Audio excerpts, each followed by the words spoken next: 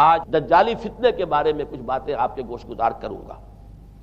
پہلی بات یہ نوٹ کیجئے کہ یہ روایات صحیح مسلم میں بھی ہیں، جامع ترمذی میں بھی ہیں، سنن ابی داؤد میں بھی ہیں، سنن ابن ماجہ میں بھی ہیں، سنن نسائی میں بھی ہیں، مسند احمد ابن حنبل میں بھی ہیں۔ یعنی یوں سمجھیے کہ صرف بخاری کو چھوڑ کر باقی صحاح ستہ کی تمام کتابوں میں اور بڑے جلیل القدر صحابہ سے یہ روایات ہیں۔ حضرت عبداللہ ابن عباس رضی اللہ تعالی عنہما حبر الامہ، حضرت عبداللہ ابن عمر رضی اللہ تعالی عنہما، حضرت ابو سعید خدری رضی اللہ تعالی عنہ اور حضرت ابو الدرداء رضی اللہ تعالی عنہ، ان صحابہ سے ان کتب حدیث میں جو روایات مروی ہیں وہ یہ ہے کہ جو شخص دجالی فتنے سے محفوظ رہنا چاہے وہ سورہ کہف کی ابتدائی اور آخری آیات کی تلاوت کرے۔ بعض روایات میں تو صراحت ہے ابتدائی اور آخری، بعض میں مطلقاً فرمایا گیا کہ 10 آیات سورہ کہف کی انسان کو دجال کے فتنے سے محفوظ رکھ سکتی ہے۔ اس اعتبار سے جو تعلق ہے ان آیات کا دجالی فتنے کے ساتھ وہ گویا کہ احادیث صحیحہ سے ثابت ہے۔ نمبر 2 بات جو اب میں عرض کرنا چاہتا ہوں وہ یہ ہے کہ احادیث نبویہ ہی سے دجالی فتنے کے بارے میں جو باتیں ہمیں معلوم ہوتی ہیں وہ کیا ہے، دجال کے کیا اوصاف ہوں گے، کیا خصائص ہوں گے، دجالی فتنے کے کیا مظاہر ہوں گے، کیا آثار ہوں گے، کیا اثرات ہوں گے۔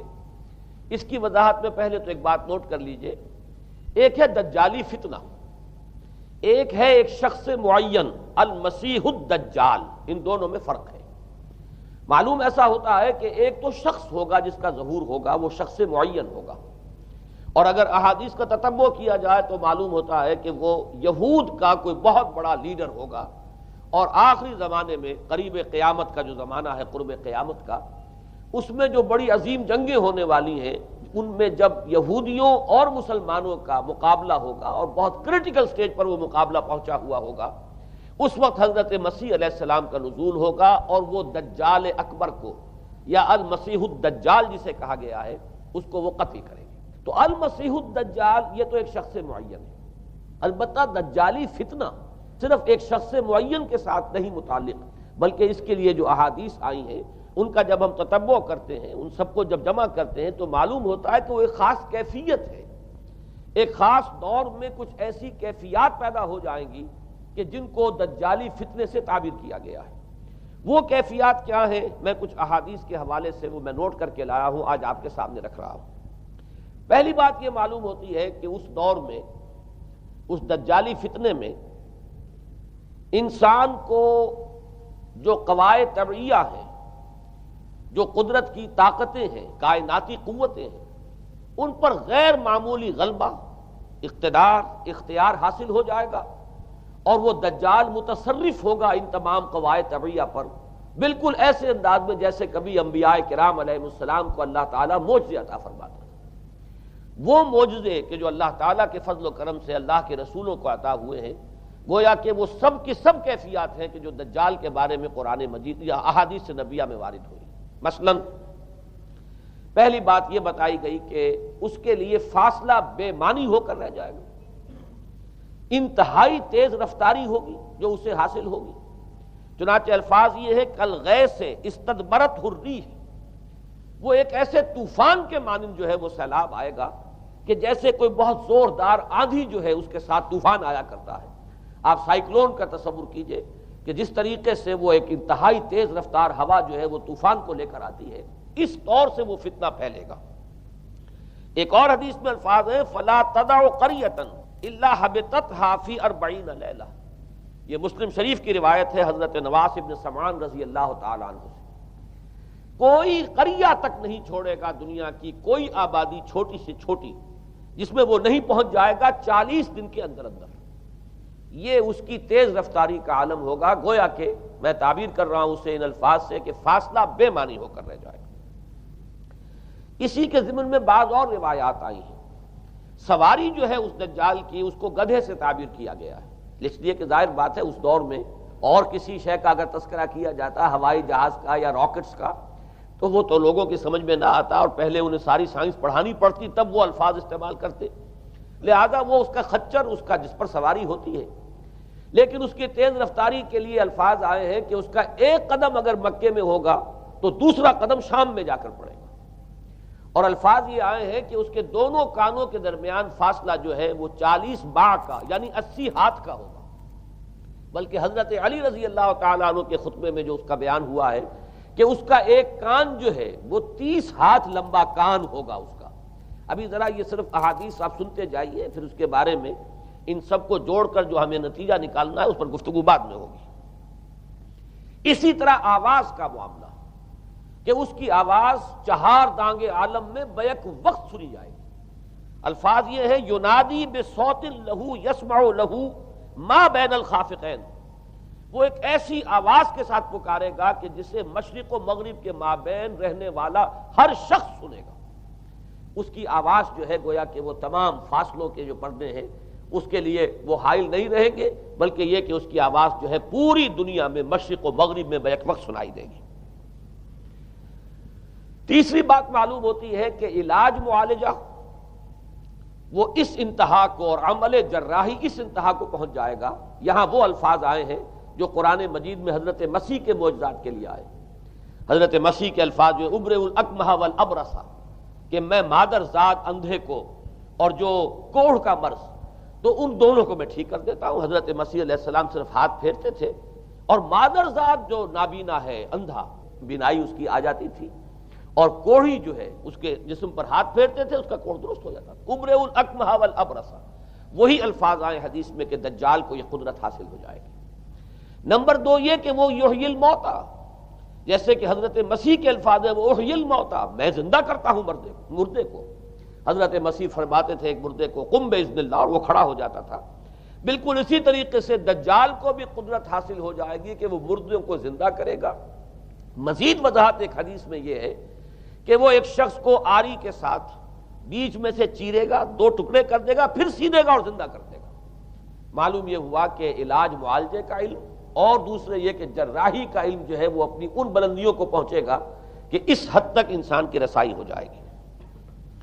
چوتھی بات، اس کو زمین اور فضا پر اس قدر غلبہ حاصل ہو جائے گا۔ الفاظ یہ حدیث کے یامر السماء فتمطر، وہ آسمان کو حکم دے گا بارش برسا اور وہ بارش برسائے گا۔ والارض فتنبت، اور زمین کو حکم دے گا کہ فصلیں اگا اور وہ اگائے گی۔ وَيَمُرُّ بِالْخَرْبَةِ فَيَقُولُ لَهَا اُخْرُجِي كُنُوزَكَ، اور وہ کسی ویرانے پر سے گزرے گا اور اسے حکم دے گا، ویران چٹیل میدان، اور حکم دے گا کہ اپنے خزانے نکال، اور فرمایا اس کا نتیجہ یہ نکلے گا فَتَتَّبِعُهُ كُنُوزُهَا، تو اس زمین کے جو خزانے ہیں وہ نکل کے اس کے ساتھ چلنے شروع ہو جائیں گے۔ زمین پر قدرت، فضا پر قدرت، بارش کا حکم ہوگا وہ بارش ہو جائے گی، آسمان بارش برسائے گا، زمین اپنے خزانے اگل دے گی۔ 5ویں بات، وَيُبْعَثُ مَعَهُ الشَّيَاطِينُ عَلَى صُورَةِ مَن مَاتَ، اس کے ساتھ کچھ ایسے شیاطین مبعوث ہوں گے کہ جو ان صورتوں کو اختیار کریں گے ان لوگوں کی جو مر چکے ہیں، من الآباء والأمہات والمعارف، جو آباء و اجداد اور مائیں اور دادیاں اور جو بھی جان پہچان والے لوگ ہیں جو فوت ہو چکے ہوں گے، وہ ان کی صورت اختیار کریں گے۔ فَتَأْتِيَ أَحَدَهُمْ فَيَقُولُ أَلَسْتُ فُلَانًا أَلَسْتَ تَعْرِفُنِي، پھر وہ آئے گا اور وہ شیاطین آئیں گے اور انسان سے کسی سے بات کریں گے، کیا تم مجھے نہیں پہچانتے؟ کیا میں تمہارا فلاں رشتہ دار نہیں ہوں؟ اپنی نشانیاں بیان کریں گے اور لوگ پہچانیں گے۔ یہ وہ احادیث ہیں کہ جن کا جو نتیجہ نکلتا ہے اس کو پہچان لیجئے۔ وہ نتیجہ یہ ہے کہ حضور صلی اللہ علیہ وسلم نے دجالی فتنے کے جو اوصاف بیان کیے یا جو علامات بیان کی، ان کا حاصل یہ ہے کہ سائنس اور ٹیکنالوجی کی وہ بلندیاں انسان کو حاصل ہو جائیں گی کہ جو چیزیں کبھی رسولوں کے معجزوں سے ظہور پذیر ہوتی تھیں وہ قوانین طبیعہ پر تصرف کے باعث خود انسان کرنے لگے گا۔ یہ ہے در حقیقت حاصل۔ چنانچہ آج آپ دیکھیے وہ جو اس کا گدھا ہے وہ ہمارے آج کل کے ہوائی جہاز ہے، اور آپ کو معلوم ہے کہ یہ رڈار جو ہیں ان کے ہوائی جہازوں کے، یہ بالکل اینڈز پر ہوتے ہیں ان کے بازوؤں پر، اور یہی ان کے کان ہیں، انہی سے انہیں وہ معلومات حاصل ہوتی ہیں۔ خود ان کی لمبائی چوڑائی جو ہے وہ کتنی ہے، اور پھر یہ کہ ان کے درمیان فصل جو ہے وہ 80 ہاتھ کا یا 40 باع کا وہ موجود ہے۔ اور جہاز کی ایک اڑان اب تو کہیں بات پہنچ گئی کہ آپ کو معلوم ہے کہ پوری دنیا کے گرد بھی ایک جہاز جو ہے وہ چکر لگا لیتا ہے چند گھنٹوں کے اندر، لیکن یہ ہے کہ عام جو رفتار ہے اس میں بھی ایک پڑاؤ سے دوسرے پڑاؤ تک، ایک جگہ سے جس کو ہاپ کرنا کہتے ہیں، یہ بھی کم سے کم 500-700 میل کا عام طور پر سفر جو ہے وہ جہاز طے کر رہا ہے۔ اسی طریقے سے ہماری جو سائنس کی، خاص طور پر جو طبی سائنس ہے، اب اس میں جس طریقے سے کہ زندہ رکھا جاتا ہے انسانوں کو، اور وہ ویجیٹیبل چاہے کہا گیا ہے ان کو ہیومن ویجیٹیبلز، لیکن یہ کہ دل کی دھڑکن بھی چلائے جا رہے ہیں، خوراک بھی پہنچا رہے ہیں، آدمی جو ہے وہ زندہ سال ہر سال تک زندہ پڑا رہتا ہے۔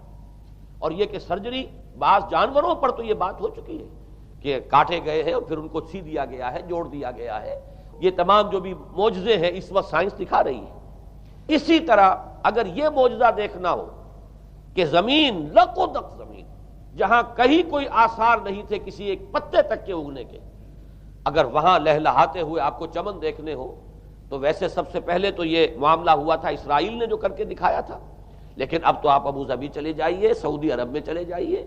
سعودی عرب کے اندر حال یہ ہے کہ آپ اگر ہوائی جہاز سے سفر کریں ریاض سے جدہ تک تو آپ کو جگہ جگہ بڑے سرکولر پیچز نظر آئیں گے جہاز سے، نہایت گرین، اور اس کے اندر جو ہے آرٹیفیشل اریگیشن کے ذریعے سے اور بہت عمدہ وہاں کاشت ہو رہی ہے، اور بہت خوبصورت فارمز جو ہیں وہ تمام کے تمام سرکولر پیچز، اس لیے کہ جو اریگیشن ہوتی ہے وہ ان ویلز کے ذریعے سے ہوتی ہے کہ جو ایک سرکل میں چلتے ہیں اور پانی کی وہ آرٹیفیشل بارش جو ہے وہ ہوتی رہتی ہے۔ باقی یہ کہ فضا سے آرٹیفیشل رین، یہ تو بہت ہی سادہ سی بات ہے کہ فضا کے اندر ایٹماسفیرک کنڈیشنز کو ذرا تبدیل کیا جائے تو بارش آ جاتی ہے۔ اور باقی رہ گیا آواز کا یہاں سے وہاں جانا، وہ تو آواز ہی نہیں، اب تو آپ صورتیں دیکھ رہے ہیں۔ آپ کو نیو یارک میں بیٹھا ہوا خطاب کرے، آپ پوری دنیا کے اندر جہاں چاہیں، وہ آل ورلڈ اینٹینا آپ کے پاس صرف ہونا چاہیے، باقی یہ کہ آپ دنیا کے کسی بھی گوشے میں بیٹھے ہوئے کسی شخص کا خطاب یہ وہ سن سکتے ہیں۔ تو معلوم یہ ہوا کہ در حقیقت یہ جو دجالی فتنہ ہے، یہ جس کے اوصاف جو بیان کیے گئے، ابھی میں اس کو لفظ فتنہ سے تعبیر نہیں کر رہا، اسے جس چیز نے فتنہ بنایا وہ ابھی میں آپ سے عرض کروں گا، لیکن یہ جتنے اوصاف حدیث میں آئے ہیں، جتنی صفات بیان ہوئی ہیں، جو کوائف وہاں سامنے آ رہے ہیں، ان سب کا حاصل تو ایک لفظ میں یہ ہے کہ سائنٹیفک ڈیولپمنٹ اور ٹیکنالوجیکل ڈیولپمنٹ وہ اس درجے کی ہو جائے گی کہ قواعد طبیعیہ پر، فورسز آف دی نیچر پر انسان کو تصرف اور تسلط حاصل ہو جائے گا، اور وہ انہیں استعمال کرے گا، اور اس طریقے سے اس کے اندر وہ ساری کی ساری کیفیات جیسے کہ آج ہم دیکھ رہے ہیں اپنی نگاہوں کے سامنے وہ پیدا ہو جائیں گی۔ اب سوال یہ ہے کہ اس شے کو فتنہ کس چیز نے بنایا، یہ بات سمجھ لیجئے۔ جہاں تک سائنسی ترقی کا تعلق ہے، تکنیکی ترقی کا تعلق ہے، یہ چیزیں فی الاصل فتنہ نہیں ہے، یہ تو وہ علم آدم الاسماء کلہا کا ظہور ہے۔ اللہ تعالیٰ نے ازل میں حضرت آدم علیہ السلام کو جو صلاحیت عطا فرما دی تھی، یہ ایکسفولیشن ہے اس کا ظہور ہے۔ جیسے کہ آم کی گٹھلی میں آم کا درخت ہے، لیکن ظاہر بات ہے کہ اس کو درخت بننے میں وقت لگتا ہے، پہلے وہ 2 پتے نکلتے ہیں، پھر وہ بڑھتا ہے معاملہ، کئی سال میں جا کر وہ درخت جو ہے وہ جوان ہوگا اور وہ پھل دے گا۔ اسی طریقے سے یوں سمجھیے کہ بالقوہ وہ علم حضرت آدم علیہ السلام کو دے دیا گیا تھا، یعنی وہ صلاحیتیں ودیت کر دی گئیں، وہ فیکلٹیز، سمع اور بصر اور فؤاد، دیکھو سنو نتیجہ نکالو اور آگے بڑھو۔ آپ نے چیز دیکھی، ایک سنی، نتیجہ نکالا، اس کو نوٹ کیا، آگے بڑھے، پھر کوئی چیز دیکھی، پھر کوئی سنی، اپنے سابق جو نتیجہ آپ نے نکال کر محفوظ کیا تھا اپنی میموری میں، اس کے ساتھ اس کو ٹیلی کیا، کوئی اور نتیجہ نکل آیا اور آگے بڑھے۔ تو یہ تو سٹیپ بائی سٹیپ، قدم با قدم انسانی علم آگے بڑھ رہا ہے۔ یہ ہرگز فتنہ نہ ہوتا، میرے الفاظ پر توجہ کیجئے، اگر اس کے ساتھ متوازن طور پر ایمان اور روحانیت کا ارتقا بھی ہوتا رہتا، اگر اس کے ساتھ اللہ کی معرفت، اللہ کی محبت، آخرت کا ایمان، منزل انسان کی جو ہے وہ آخرت ہے، دنیا نہیں ہے، اگر یہ چیزیں ساتھ کے ساتھ ہوتی تو یہ ہرگز فتنہ نہیں۔ فتنہ در حقیقت اسے جس نے بنایا ہے وہ یہ ہے کہ کچھ ایسے اسباب ہوئے ہیں، اور وہ اسباب آج مجھے بیان کرنے کہ در حقیقت موجودہ عیسائیت اس کا سب سے بڑا سبب ہے۔ اس کے نتیجے میں ایک بہت بڑا گیپ ہے، اپالنگ گیپ ہے، بڑا مہیب خلا ہے، بڑی وسیع خلیج ہے جو حائل ہو چکی ہے کہ ایمان اور روحانیت ختم ہوتے چلے گئے، اور یہ ٹیکنیکل اور سائنٹیفک ڈیولپمنٹ بڑھتی چلی گئی۔ ان دونوں کے درمیان جو مہیب خلا پیدا ہوا ہے اس نے اسے فتنہ بنا دیا ہے، اور عظیم ترین فتنہ بنا دیا ہے۔ ورنہ اگر اس کے ساتھ ہی اللہ پر ایمان، آخرت پر ایمان، اور انسان کے اندر ایمانی کیفیات، اس کی روحانی کیفیات اگر یہ بھی برقرار رہتی، بلکہ اس کے ساتھ متوازن طور پر ان کو ترقی کرنا چاہیے تھی، تو یہ ہرگز فتنہ نہیں ہے۔ تو پہلی بات یہ سمجھ لیجئے کہ اگرچہ دجالی فتنے کے جو صفات، اس کے اوصاف، اس کی علامات، اس کے مظاہر جو بھی حدیث کے ذریعے سے ہمیں معلوم ہے، جس کا میں نے ابھی آپ کے سامنے تذکرہ کیا، وہ سب در حقیقت تعبیر ہے اس دور کا جو محاورہ ہے، اس دور کی جو زبان ہے، اس دور میں جن الفاظ سے گفتگو کی جا سکتی تھی، اس دور کے ایڈیم میں آج کی جو سائنٹیفک اور ٹیکنالوجیکل ترقی ہے، گویا کہ اس کی تعبیر کی گئی ہے کہ وہ دجالی فتنہ ہوگا۔ لیکن اس شے کو فتنہ بنانے والی شے در حقیقت یہ ہے کہ ایک بہت بڑی خلیج حائل ہو چکی ہے ایمان اور روحانیت، اور دوسری طرف سائنٹیفک اور ٹیکنالوجیکل ڈیولپمنٹ میں ان دونوں کے درمیان اتنا بعد اور فصل پیدا ہو گیا ہے کہ جس کی وجہ سے اس نے فتنے کی شکل اختیار کی۔ اس کا سبب کیا ہے، آج ہمیں اس پر غور کرنا ہے۔ دیکھیے حضرت مسیح علیہ السلام کا دین، اور جیسا کہ میں نے عرض کیا اس سورہ کہف کے پہلے رکوع میں تذکرہ انہی کا ہو رہا ہے، وَيُنذِرَ الَّذِينَ قَالُوا اتَّخَذَ اللَّهُ وَلَدًا مَا لَهُم بِهِ مِنْ عِلْمٍ وَلَا لِآبَائِهِمْ كَبُرَتْ كَلِمَةً تَخْرُجُ مِنْ أَفْوَاهِهِمْ يَقُولُونَ إِلَّا كَذِبًا فَلَعَلَّكَ بَاخِعٌ نَفْسَكَ عَلَىٰ آثَارِهِمْ إِن لَّمْ يُؤْمِنُوا بِهَٰذَا الْحَدِيثِ أَسَفًا۔ ان آیات کا پہلے ترجمہ آپ سن لیجئے، جو پہلی آیات ہیں ان کا ترجمہ ہم کر چکے ہیں۔ کل حمد اس اللہ کے لیے ہے جس نے اپنے بندے پر کتاب نازل فرمائی اور اس میں کوئی کجی نہ رکھی، جو بالکل سیدھی ہے اور خبردار کرتی ہے ایک ایسی بڑی عظیم اور مہیب جنگ سے کہ جو خاص اللہ کی طرف سے ہوگی، اور بشارت دیتی ہے مومنین کو جو نیک عمل کریں کہ ان کے لیے بہت بڑا اور بہت عمدہ اجر ہے۔ ماکثین فیہ ابدا، وہ اس میں رہیں گے ہمیشہ ہمیشہ۔ وَيُنذِرَ الَّذِينَ قَالُوا اتَّخَذَ اللَّهُ وَلَدًا، اب دوہرا کر بات آئی، اور تاکہ خبردار کر دے ان کو جنہوں نے یہ کہا کہ اللہ نے کسی کو اپنا بیٹا بنایا۔ مَا لَهُم بِهِ مِنْ عِلْمٍ، نہیں ہے ان کے پاس اس کے بارے میں کوئی علم، وَلَا لِآبَائِهِمْ، نہ ان کے آباء و اجداد کے پاس کوئی علم تھا، کوئی عقلی دلیل نہیں، کوئی اللہ کی اتاری ہوئی کسی کتاب میں، اللہ کے اتارے ہوئے کسی صحیفے میں اس کے لیے سند نہیں۔ وَلَا لِآبَائِهِمْ كَبُرَتْ كَلِمَةً تَخْرُجُ مِنْ أَفْوَاهِهِمْ، بہت بڑی بات ہے کہ جو نکل رہی ہے ان کے منہوں سے، إِن يَقُولُونَ إِلَّا كَذِبًا، نہیں بول رہے یہ، نہیں کہہ رہے یہ مگر جھوٹ۔ فَلَعَلَّكَ بَاخِعٌ نَفْسَكَ عَلَىٰ آثَارِهِمْ، تو اے نبی صلی اللہ علیہ وسلم شاید کہ آپ اپنے آپ کو ہلاک کر لیں گے ان کے آثار پر۔ یہ آثار کے لفظ کو میں ابھی جو کا تو رکھ رہا ہوں، بعد میں اس کی وضاحت کروں گا۔ إِن لَّمْ يُؤْمِنُوا بِهَٰذَا الْحَدِيثِ أَسَفًا، اگر یہ لوگ ایمان نہ لائے اس حدیث پر، یہ حدیث قرآن، اس پر اگر یہ ایمان نہ لائے، جیسے کہ وہاں فرمایا گیا تھا اگر رحمت خداوندی میں داخل ہونا ہے اے بنی اسرائیل تو یہ شاہدرہ ہے رحمت خداوندی کا قرآن حکیم، آؤ اور داخل ہو جاؤ۔ یہاں پر ان عیسائیوں کو متنبہ کیا جا رہا ہے اگر وہ اس حدیث پر، یہ حدیث اللہ، اللہ کی کتاب، احسن الحدیث کتابا متشابہہ فَبِأَيِّ حَدِيثٍ بَعْدَهُ يُؤْمِنُونَ، اگر اس اللہ کی حدیث پر، اللہ کی کتاب پر یہ ایمان نہ لائے تو جو ان کے آثار ہوں گے، جو نتائج نکلیں گے، ان پر اے نبی شاید کہ آپ اپنے آپ کو صدمے اور رنج اور غم سے ہلاک کر لیں۔ یہ ہے در حقیقت وہ آیات کے جن میں تذکرہ ہو رہا ہے عیسائیت کا۔ لیکن عیسائیت سے مراد کیا ہے اسے سمجھیے۔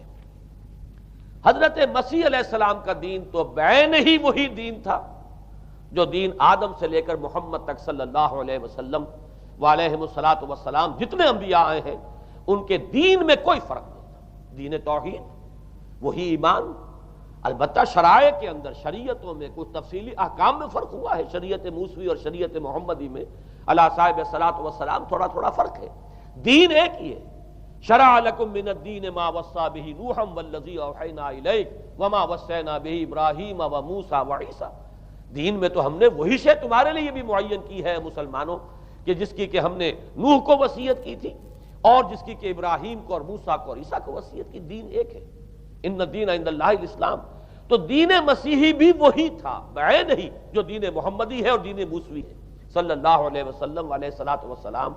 البتہ حادثہ جو نہایت عظیم پیش آیا ہے اور وہ یہ ہے کہ پال، ساؤل اس کا نام تھا پہلے، جس نے کہ اپنی زندگی میں حضرت مسیح علیہ السلام جب تک موجود تھے دنیا میں شدید انہیں تکلیفیں پہنچائیں، شدید ایذائیں پہنچائیں، ان کی مخالفت پر کمر بستہ رہا، لیکن اس کے بعد جب انہیں اٹھا لیا گیا، یا عیسائیوں کے عقیدے کے مطابق وہ سولی دیے گئے، اور اس کے بعد ان کا عقیدہ بھی یہ ہے کہ سولی پانے کے بعد پھر وہ زندہ ہو کر آسمان پر چلے گئے، جبکہ ہم یہ سمجھتے ہیں اور ہمارا ایمان ہے کہ انہیں سولی دی نہیں گئی، بلکہ انہیں تو پہلے ہی اٹھا لیا گیا تھا، ان کی جگہ کوئی اور ہے۔ انجیل برنباس نے یہ بات بالکل واضح کر دی کہ در حقیقت وہی حواریین میں سے جس نے کہ غداری کی تھی اور پکڑوایا تھا، مخبری کی تھی، وہی ہے جس کی شکل بنا دی گئی تھی حضرت مسیح علیہ السلام کے جیسی مانند، اور وہ شخص ہے کہ جو سولی چڑھا ہے۔ بہرحال عیسائیت اس وقت کی جو اس کا عقیدہ ہے اور جو ہمارا عقیدہ اور ایمان ہے، ان دونوں کی روح سے حضرت مسیح علیہ السلام آسمان پر اٹھا لیے گئے۔ اس کے بعد اس نے دین مسیحی میں نقب لگانے کے لیے، جو دین مسیح اصل دین اسلام تھا، اس کو کرپٹ کرنے کے لیے، ڈسرپٹ کرنے کے لیے، اس میں نقب لگانے کے لیے اس نے اپنے ایک مکاشفے کا ذکر کیا کہ میں آ رہا تھا سفر میں کہ مجھے حضرت مسیح نظر آئے ہیں آسمانوں میں، اور انہوں نے مجھے کہا ہے کہ اے ساؤل تو مجھے کیوں ستاتا ہے، اور تو اب فلاں جگہ جا اور میرے نام سے نبوت کر۔ اس کے بعد اس نے لبادہ اوڑھا عیسائیت کا، اور اس نے آ کر جس طرح عبداللہ ابن سبا نے محمد الرسول اللہ صلی اللہ علیہ وسلم کے دین میں نقب لگائی، اسی طریقے سے اس شخص نے دین مسیحی میں نقب لگائی۔ فرق یہ ہے کہ دین محمدی صلی اللہ علیہ وسلم، چونکہ یہ آخری دین تھا، اب کوئی اور رسول آنے والا نہیں تھا، اللہ تعالیٰ کی طرف سے اس دین کو، اس شریعت کو ایک پروٹیکشن حاصل ہے، لہذا ایک جزو کی حد تک گمراہی جو ہے پھیل سکی، کل پر محیط نہیں ہوئی۔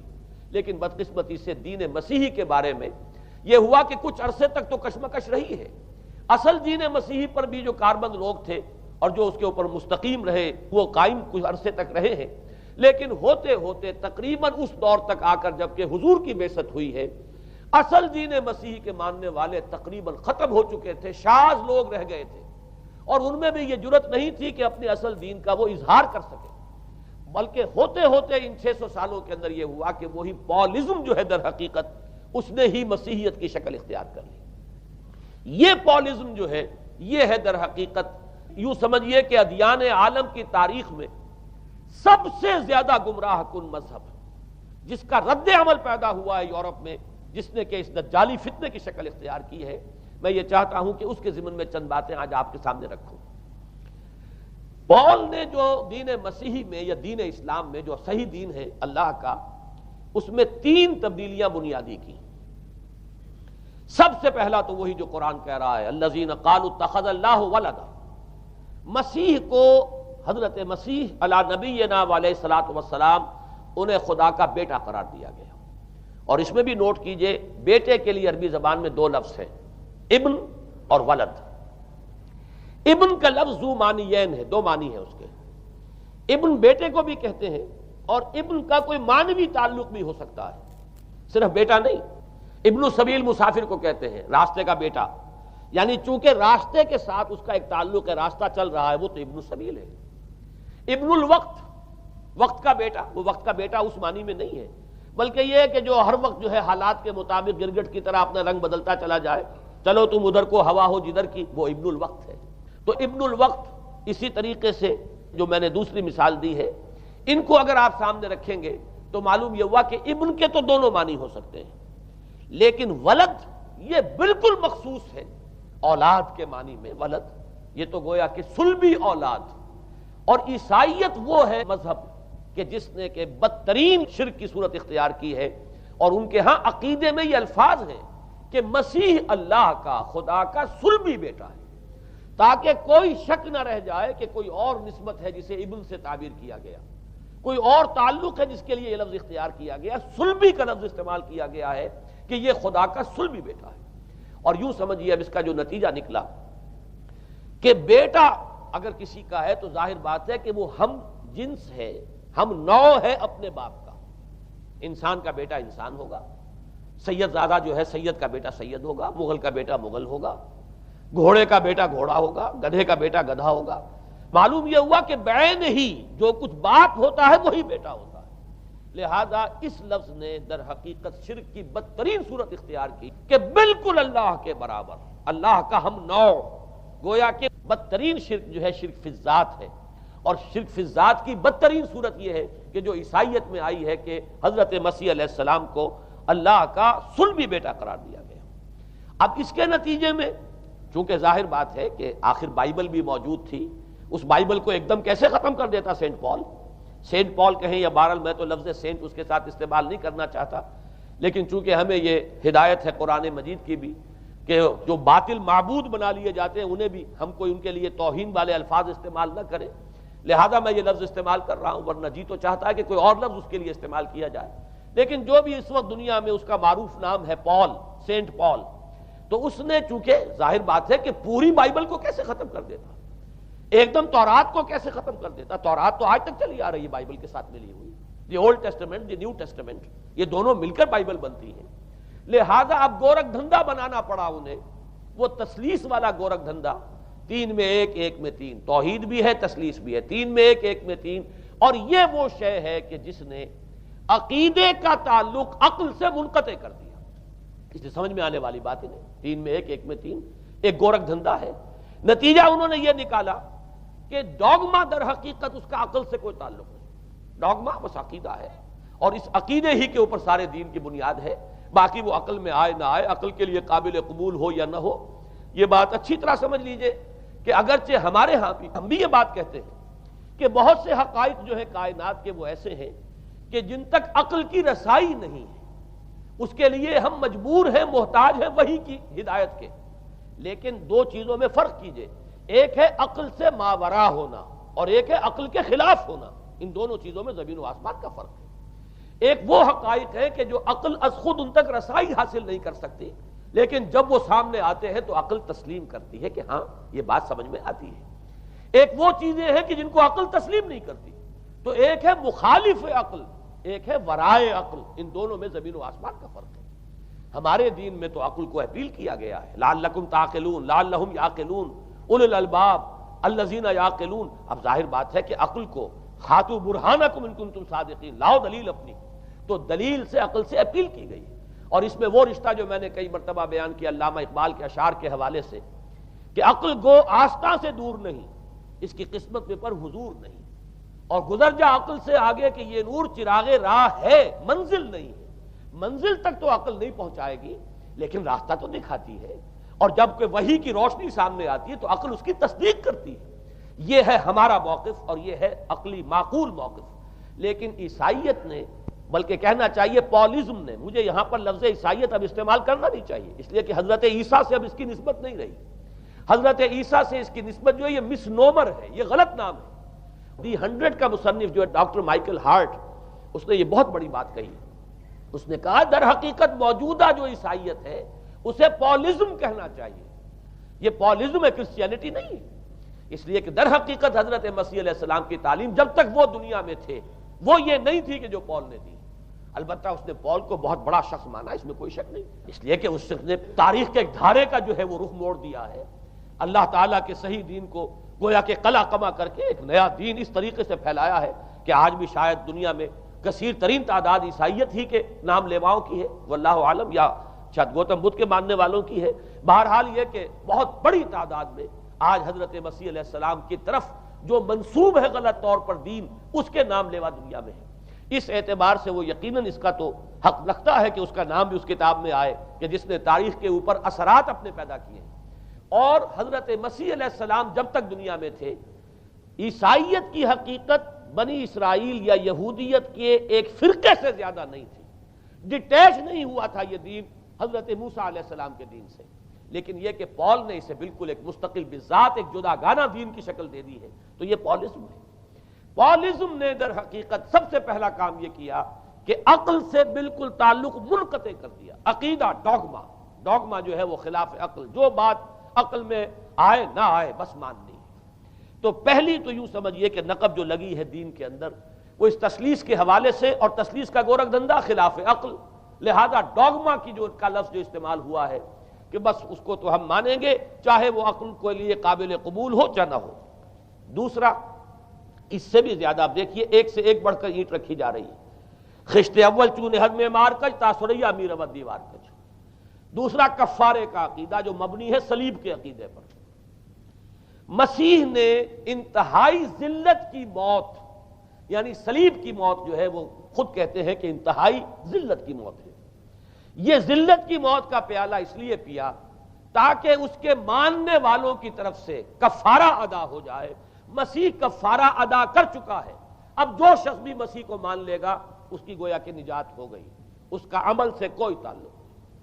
عمل ہو نہ ہو، بد کردار ہو، اچھا کردار والا ہو، نیک ہو، بھلا ہو، جیسا بھی ہو، برا ہو، بدماش ہو، لچا ہو، لفنگا ہو، مسیح کو مان لے، صرف ماننے پر، اس لیے کہ مسیح تو اس کی طرف سے کفارہ پیش کر چکا۔ سارے گناہوں کا کفارہ جو ہے مسیح نے انتہائی ذلت آمیز موت جو ہے قبول کر کے گویا کہ اپنے ماننے والوں کے تمام گناہوں کا کفارہ دے دیا ہے۔ یہ دوسرا عقیدہ۔ اس کا نتیجہ کیا نکلا؟ تثلیث نے عقل سے تعلق توڑ دیا تھا مذہب کا، اس نے عمل سے تعلق توڑ دیا۔ ڈوگما ہی ڈوگما ہے، نہ عقل سے کوئی تعلق نہ عمل سے کوئی تعلق، کوئی تعلق نہیں رہا۔ دین کی جڑیں جو ہے دونوں اعتبار سے، دین تو نام ان دو چیزوں کا، الا الذین آمنوا وعملوا الصالحات، دونوں کی گویا کہ جڑیں منہدم ہو گئیں، بنیادیں منہدم ہو گئیں، جڑیں کاٹ دی گئیں کہ نہ اس کا تعلق عقل کے ساتھ ہے نہ عمل کے ساتھ ہے۔ تیسری بات آئی ہے، اس نے کہا شریعت منسوخ۔ یہ عجیب ہے، دیکھیے، جسے آئرنی آف فیٹ کہتے ہیں انگریزی زبان میں۔ ابھی تک بائبل کے اندر سینٹ میتھیو کے جو روایت ہے، متی کی انجیل جسے کہا جاتا ہے gospel of the Lord according to saint Matthew, اس میں جو سرمن آف دی ماؤنٹ ہے، ایک وعظ ہونے کے اعتبار سے واقعتاً میں اس کی عظمت کا بڑا قائل ہوں، عظیم ترین وعظ ہے دنیا کا۔ اس کے شروع میں یہ الفاظ موجود ہیں، don't think I have come to destroy law, ہرگز یہ نہ سمجھنا کہ میں شریعت کو ختم کرنے آیا ہوں۔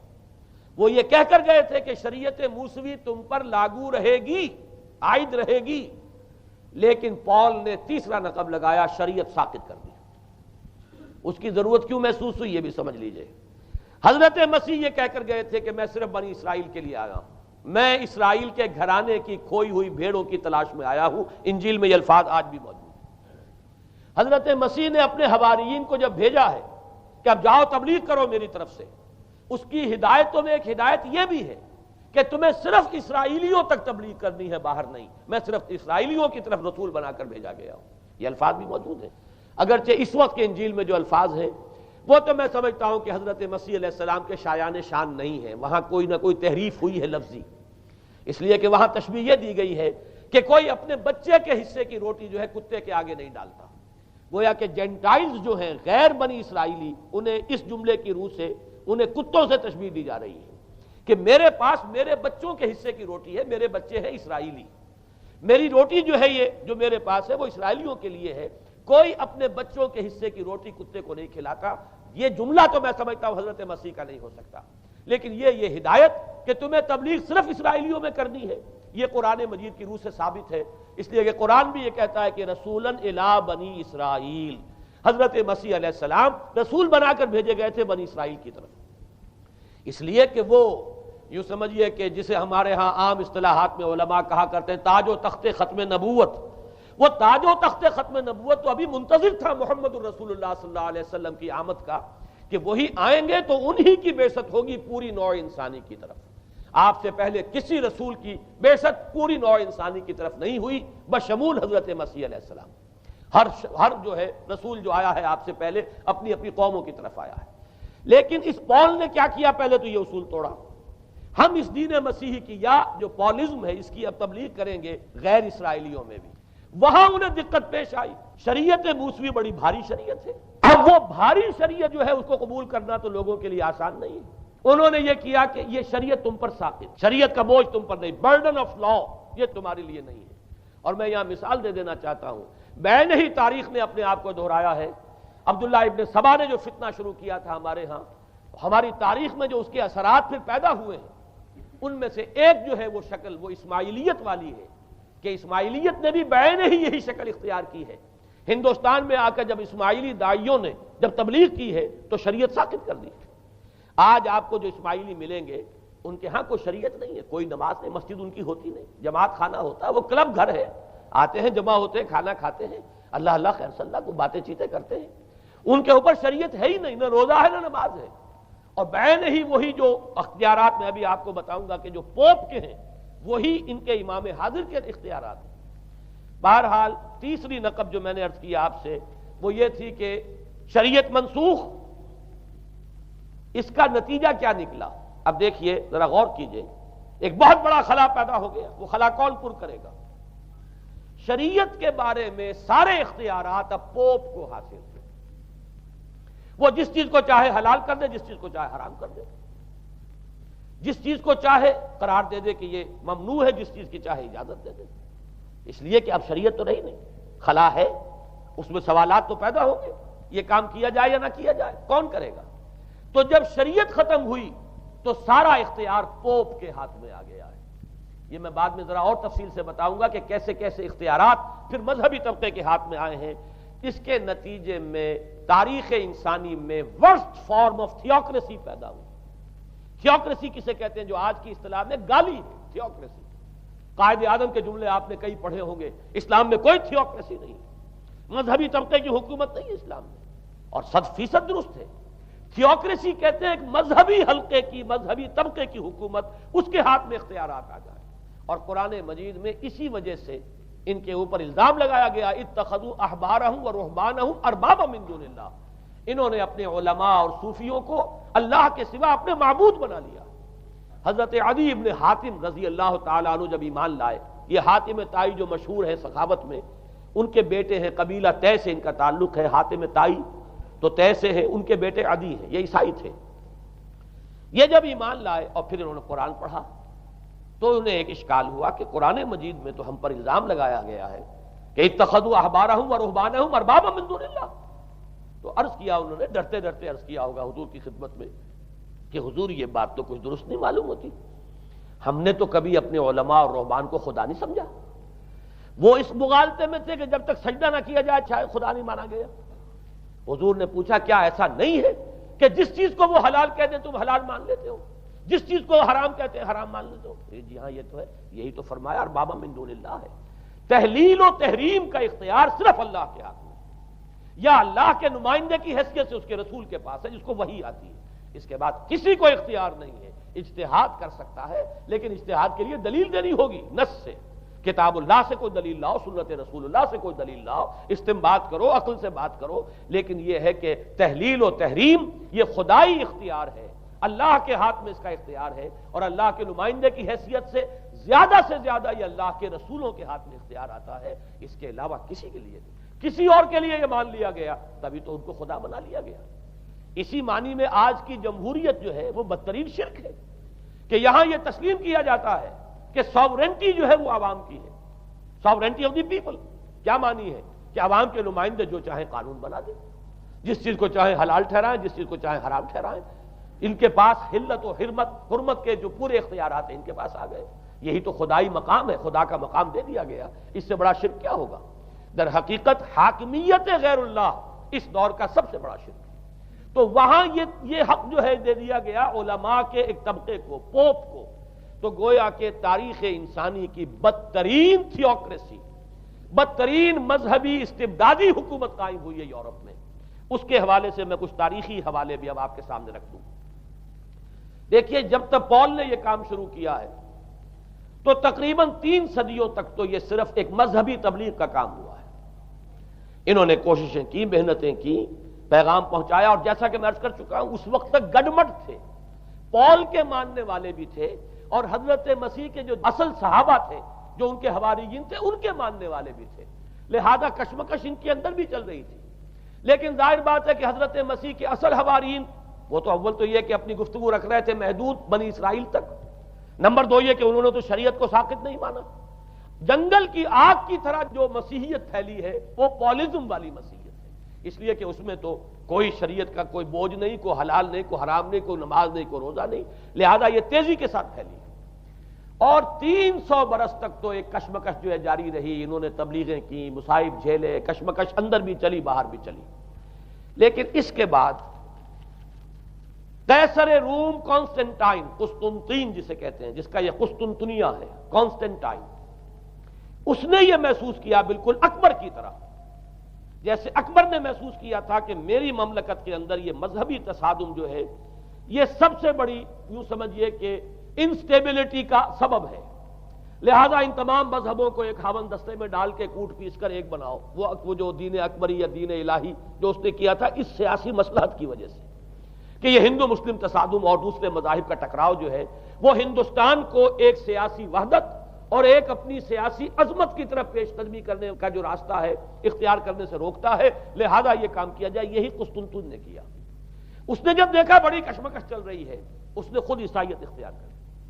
عیسائیت کون سی اختیار کی؟ پالیزم والی. ظاہر بات ہے اس کے لیے بھی اصل عیسائیت اختیار کرنا جو ہے مشکل تھا.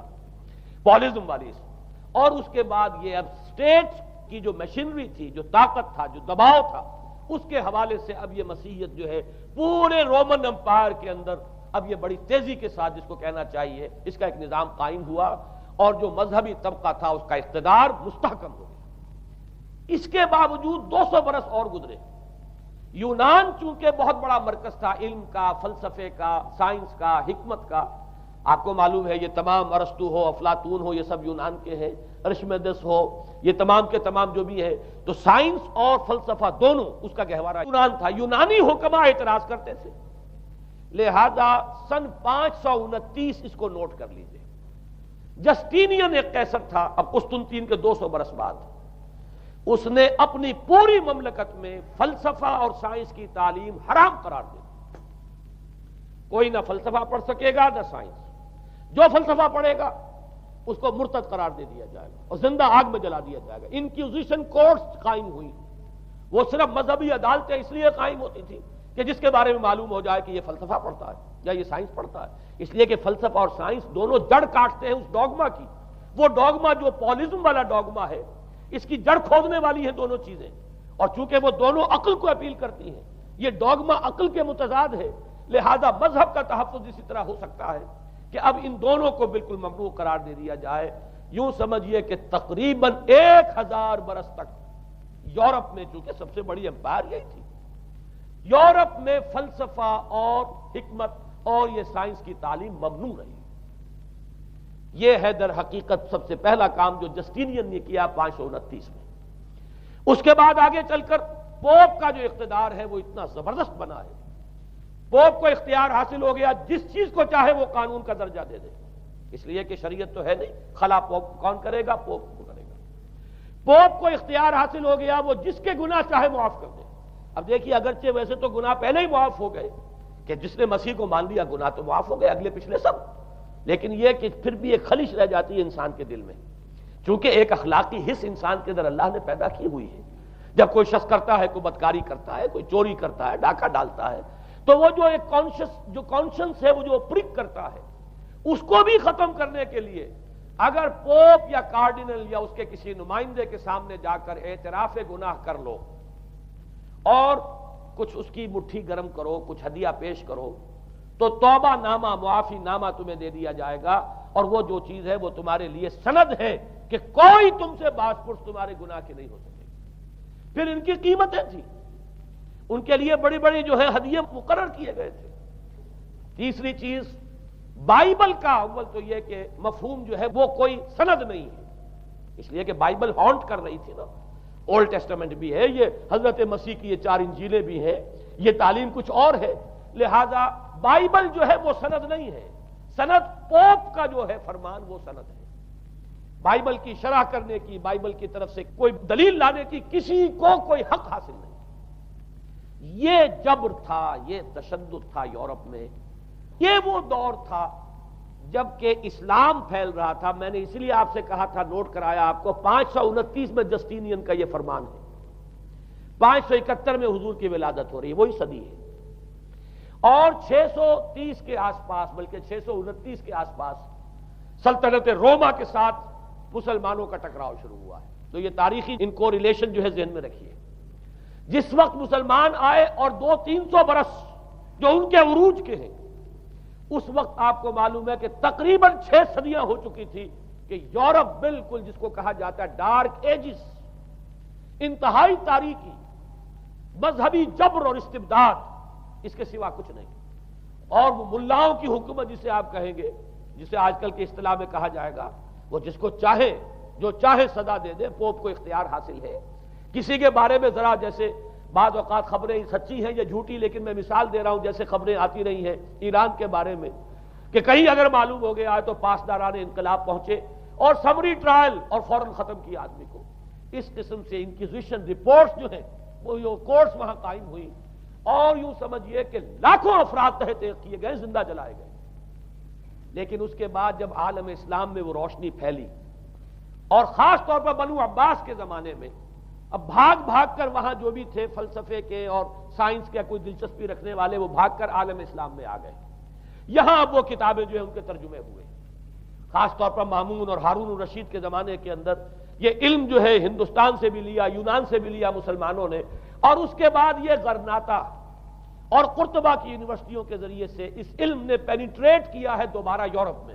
دیکھیے سرکل کیسے بنا ہے. یونان کا علم آیا ہے پہلے عالم اسلام میں، مڈل ایسٹ میں، اور پھر ادھر سے ہو کر چکر کھا کر اور اسپین کی یونیورسٹیوں کے ذریعے سے یورپ میں انٹروڈیوس ہوا ہے. اس وقت پھر اصلاح مذہب کی تحریک شروع ہوئی اور ساتھ ہی تحریک احیاء العلوم رینیسنس، اس کے نتیجے میں وہاں بیداری پیدا ہوئی.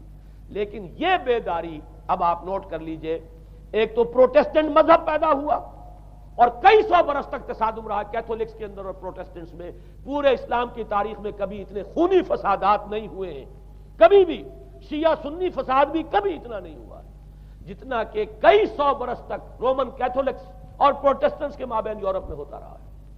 بلکہ اس میں تو ایسے ایسے واقعات آتے ہیں کہ لگ بھگ 10 لاکھ افراد جو ہیں وہ ختم ہوئے ہیں. یہ آپس کا تصادم جو تھا، پروٹیسٹنٹ مذہب جو پیدا ہوا اصلاح مذہب کی تحریک کے ذریعے سے، اور وہ رومن کیتھولک پاپائیت والا نظام، ان کے درمیان جو تصادم ہوا 10 لاکھ کی تعداد بتائی جاتی ہے کہ آدمی مارے گئے.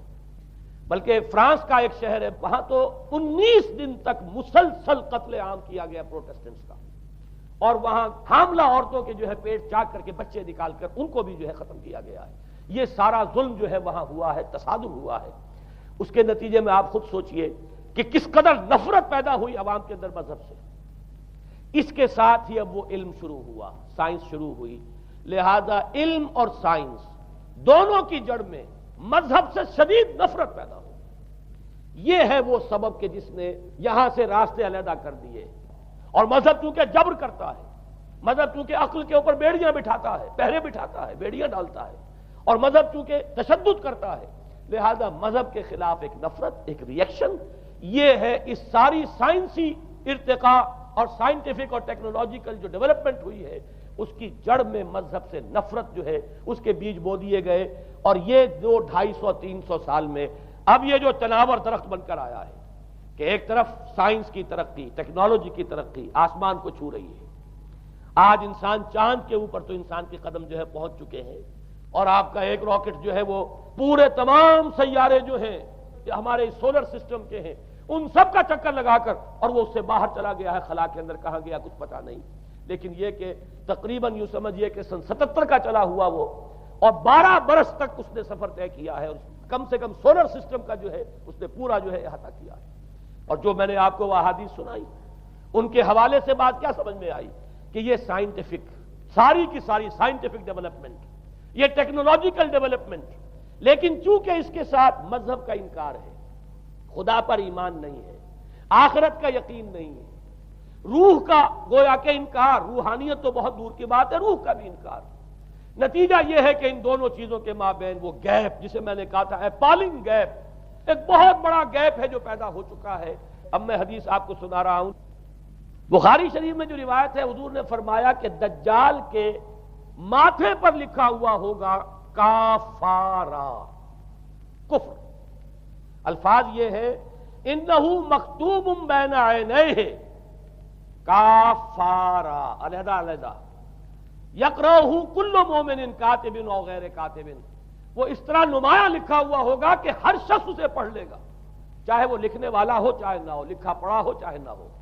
یعنی اس تہذیب کے پیشانی پر کفر لکھا ہوا ہے. مذہب سے دشمنی، مذہب سے بودھ، مذہب سے دوری، مذہب کی ہر چیز کی نفی. آج جو ایک ورلڈ سویلائزیشن ہے، ایک عالمی تہذیب ہے جس کا کہ غلبہ ہے ہمارے اس پورے گلوب پر، اس میں 3 چیزوں کے مقابلے میں 3 چیزوں کی اہمیت ہے. خدا کی اہمیت نہیں ہے، ہوگا، ہم انکار بھی نہیں کرتے، لیکن ہم جانتے بھی نہیں کہ ہے کہ نہیں. ہاں اہمیت کائنات کی ہے، غور کرو، کائنات کے قوانین کو سمجھو، ایکسپلائٹ کرو، قوت جو ہے نیچر کی قوت اس کو مسخر کرو، اس کو استعمال کرو، ہوگا خدا ہے یا نہیں ہے، چھوڑو اس بحث کو۔ اصل اہمیت جو ہے وہ کائنات کی، اسی طرح اصل اہمیت اس جسم کی ہے، مادے کی ہے۔ روح ہوگی کوئی شے ہمیں نہیں پتا، نہ ہم دیکھ سکتے ہیں، نہ ہم اسے چھو سکتے ہیں، نہ چکھ سکتے ہیں، ہوگی، لیکن یہ کہ اصل جو ہے اہمیت وہ مادے کی اور جسم کی، اس کی فکر کرو۔ اسی طریقے سے حیات دنیاوی، اصل شے حیات دنیاوی ہے، اس کو بناؤ، سنوارو، بہتر سے بہتر زندگی گزارو، ویلفیئر سٹیٹ ہو، بہت ہی عمدہ ماحول ہو اور ہر چیز کو، لیکن حیات اخروی ہوگی۔ اب تو آرام سے گزرتی ہے، آخرت کی خبر خدا جانے ہے یا نہیں ہے، اس سے ہمیں کوئی بحث نہیں ہے۔ تین چیزوں کے مقابلے میں تین چیزوں کی اہمیت، یا یوں کہیے کہ تین چیزوں کے مقابلے میں مقابل کی تین چیزوں کو بالکل غیر اہم، اس کی طرف کوئی توجہ ہی نہیں۔ توجہ کا ارتکاز کائنات پر ہے، ذات باری تعالیٰ پر نہیں۔ ذات و صفات باری تعالیٰ ایک صرف علمی موضوع ہے، اصل توجہ کی شے کائنات ہے۔ روح ہوگی کوئی شے، اصل شے جسم ہے اور مادہ ہے۔ حیات اخروی ہمیں نہیں پتا، کسی نے واپس آ کر خبر نہیں دی مرنے کے بعد، لہذا ہم نہیں کہہ سکتے ہے کہ نہیں ہے۔ البتہ یہ کہ حیات دنیا بھی تو ہے، اس کو مضبوطی کے ساتھ تھامو، اس کو بہتر بناؤ۔ توجہ کا اصل ارتکاز حیات دنیاوی پر ہے۔ یہ ہے وہ گلوبل سویلائزیشن جو در حقیقت یورپ سے ابری، اور یورپ سے ابری ہے، اس کی بنیاد میں مذہب کی دشمنی موجود تھی، جو رد عمل تھا در حقیقت اس پاپائیت کے نظام کا جو پولزم کے ذریعے سے دنیا میں قائم ہوا۔ یہ وجہ ہے، اور آج انسان جہاں کھڑا ہے غور کیجئے، انتہائی ہولناک جنگ جو ہے وہ اس کے سر پر ایک خطرے کے طور پر مسلط ہے۔ دو جنگیں اس ایک صدی میں ایسی ہو چکی ہیں جنہیں اپنے ورلڈ وار 1 اور ورلڈ وار 2 اتنے بڑے پیمانے پر قتل و غارت دنیا میں پہلے کبھی نہیں ہوئی، اس لیے کہ پہلے فوجوں کی جنگیں ہوتی تھی، آبادیوں پر جا کر کہیں کوئی قتل عام ہو گیا، ورنہ یہ کہ قبضہ لیا، پہلے وہ کسی اور کی ریت تھے، اب کسی اور کی ریت ہو گئے۔ آیا بابر آیا، اس نے پانی پت کے میدان کے اندر ابراہیم لودھی کو شکست دے دی، دلی میں آ کر اس نے کسی کا خون نہیں بہایا، بس وہ آ کے تخت پر قابض ہو گئے۔ کہیں کہیں ہوئے ہیں فتنے، یا پھر عذاب الہی آتے رہے ہیں کہ رسولوں کے انکار کی سزا کے طور پر قوم نسیہ منسیہ کی گئی ہے، لیکن جنگیں جو دنیا میں ہوتی تھی، وہ جنگوں کا معاملہ جو ہے وہ اس نوعیت کا ہوتا تھا، وہ فوجوں کے درمیان ٹکراؤ ہوتا تھا، میدان جنگ میں کشتوں کے پشتے لگتے تھے، لیکن اس کے بعد نہیں ہو گیا، کہیں کسی نے بہت غصہ نکال لیا۔ لیکن اس صدی میں اب جو جنگیں ہوئی ہیں اس سے تو ملک کے ملک تہس نہس ہوئے ہیں، آبادیاں ختم ہوئی ہیں، اور جو تیسری جنگ ہوگی یہ جان لیجئے، آخر انسان کب تک اسے ٹالے گا؟ رشیا کے بارے میں یہ سمجھنا کہ وہ پیچھے ہٹ گیا ہے، پشپائی اختیار کر لی، اس نے بہت بڑی حماقت ہے۔ وہ در حقیقت اب ڈپلومیسی کی راہ سے سپریمیسی چاہتا ہے، لہذا تصادم تو ہو کر رہنا۔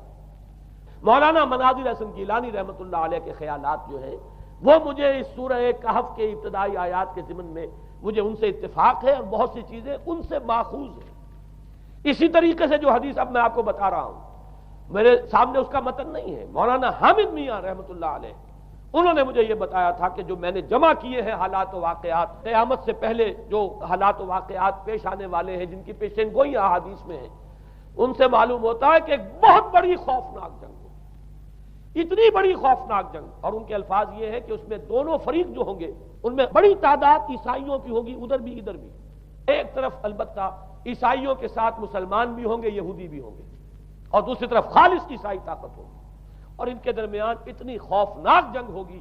الفاظ ان کے یہ ہیں اس حدیث کے جو انہوں نے مجھے بتائے کہ ایک پرندہ سینکڑوں میل تک پرواز کرے گا اور اسے سوائے لاشوں کے اور کچھ نظر نہیں آئے۔ آپ تصور کیجئے اگر ایٹامک وار ہو جاتی ہے تو یہی ہوگا، تہس نہس ہو جائے گا، معاملہ ختم ہو کر رہ جائے گی چیز۔ اور یہ چیز جو ہے یہ بہرحال یہ جتنا کچھ پائل اپ کیا گیا ہے، یہ ڈسٹرکٹیو فورس سائنس کی یوں سمجھیے کہ معراج اب یہی ہے۔ اب تو سٹار وارز کی باتیں ہو رہی ہیں کہ صرف زمین پر نہیں، باہر بھی یہ جنگیں ہمیں لڑنی پڑیں گی، لیکن یہ کہ اس کا کیا حال ہوگا۔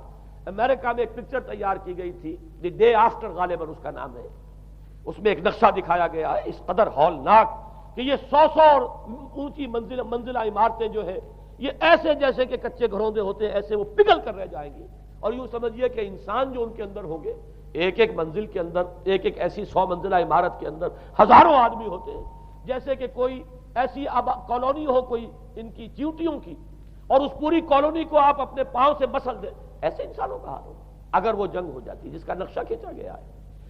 یہ ہے در حقیقت وہ بات کہ جو مولانا مناظر حسن گیلانی فرما رہے ہیں ان آیات مبارکہ میں، وَيُنذِرَ الَّذِينَ قَالُوا اتَّخَذَ اللَّهُ وَلَدًا، تاکہ خبردار کر دے یہ قرآن ان لوگوں کو جنہوں نے کہا ہے کہ اللہ نے بیٹا بنایا، بدترین شرک کا جنہوں نے ارتکاب کیا، اور اسی ولدیت مسیح کے عقیدے سے وہ ساری کرپشن جو ہے دین خداوندی کی، دین مسیح کی اصل جو دین تھا اس کی جو ہوئی ہے، اور اس کے نتیجے میں آج نوع انسانی وہاں کھڑی ہے۔ اسی لیے آیت نمبر 2 میں فرمایا وَيُنذِرَ بَأْسًا شَدِيدًا مِّن لَّدُنْهُ، تاکہ خبردار کر دے ایک بہت بڑی جنگ سے۔ ہمارے اکثر مفسرین نے یہاں پہ ایک بہت بڑا عذاب کہہ کر جو ہے وہ گزر گئے ہیں، لیکن واحد یہ لفظ ہے قرآن مجید کا یہ مقام ہے جہاں لفظ باس آیا ہے، اور مولانا مناظر حسن گیلانی نے بحث کی باس تو جنگ کو کہتے ہیں، قرآن مجید میں جہاں بھی یہ لفظ آیا جنگ کو کہتے ہیں۔